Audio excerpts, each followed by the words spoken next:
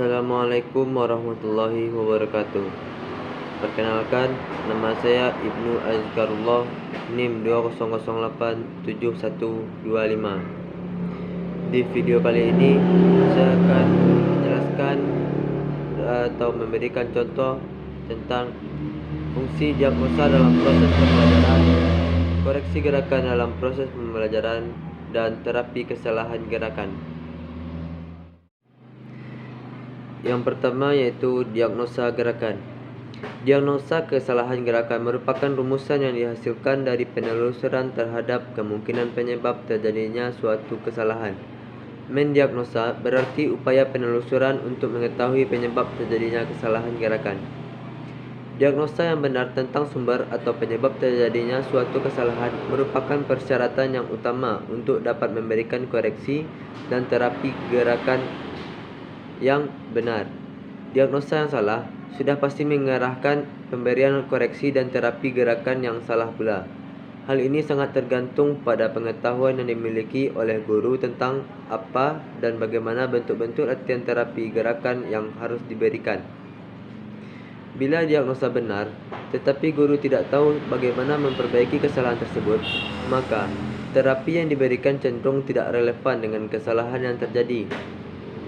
Untuk dapat mengetahui dan mengatakan bahwa suatu kesalahan yang terjadi, maka harus terlebih dahulu ditetapkan kriteria tentang bagaimana yang benar.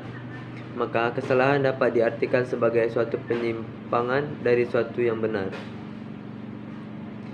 Fungsi-fungsi diagnosa gerakan adalah: yang pertama, sebagai pedoman atau dasar untuk memberikan koreksi kesalahan yang terjadi. Yang kedua, untuk dapat melokalisasikan letak kesalahan. Yang ketiga, untuk mengidentifikasi jenis dan faktor yang menyebabkan terjadinya kesalahan. Keempat, untuk memperkirakan atau menemukan alternatif bantuan untuk perbaikan kesalahan yang terjadi. Yang kedua, koreksi gerakan. Koreksi gerakan dalam bentuk pembelajaran untuk menguasai suatu keterampilan motorik merupakan salah satu aspek yang sangat vital dan strategis. Artinya, tanpa koreksi gerakan, maka hasil belajar gerakan yang optimal tidak akan tercapai. Dengan demikian, maka koreksi gerakan merupakan salah satu bentuk bantuan yang harus diberikan. Untuk dapat memberikan bantuan yang tepat, maka guru pendidikan jasmani harus memahami secara mendasar tentang pengertian, fungsi, hakikat, dan tujuan diagnosa, koreksi, dan tetapi kesalahan gerakan. 1. Prinsip-prinsip koreksi kesalahan gerak. Prinsip-prinsip yang harus kita ketahui yaitu: yang pertama, memberikan koreksi secara terbatas. Yang kedua, perhatikan karakteristik peserta didik. Yang ketiga, berikan koreksi sesegera mungkin. Yang keempat, munculnya kesalahan baru. Yang kelima, derajat penguasaan. 2. Hal-hal yang dilakukan dalam mengoreksi kesalahan gerak. Yang pertama, jangan terlalu sering memberikan koreksi.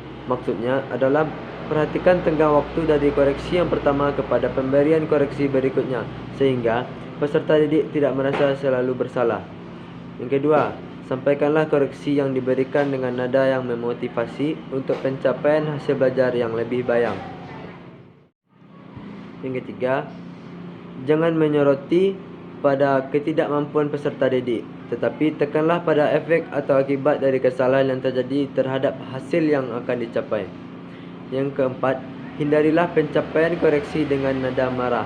Yang kelima, berikanlah kesan bahwa guru sangat menginginkan keberhasilan peserta didik. Yang keenam, berikanlah kesan betapa pentingnya kesalahan tersebut dikoreksi.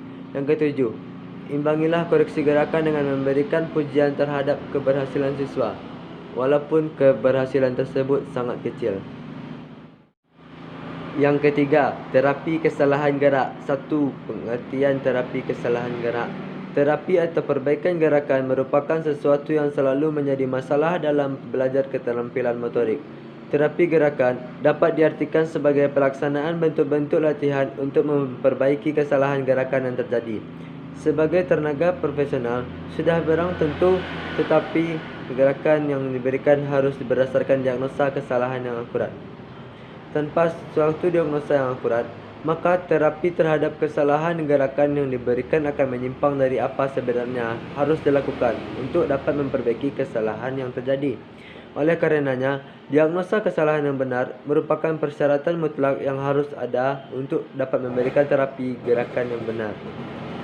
2. Prinsip-prinsip koreksi kesalahan gerak. Berikan koreksi secara terbatas, perhatikan karakteristik atlet atau siswa. Yang pertama, jangan terlalu sering memberikan koreksi. Yang kedua, sampaikanlah koreksi yang diberikan dengan nada yang memotivasi. Yang ketiga, jangan menyoroti kepada ketidakmampuan peserta didik. Keempat, hindarkanlah pencapaian koreksi dengan nada marah. 5. Berikanlah kesan betapa pentingnya kesalahan tersebut dikoreksi. 6.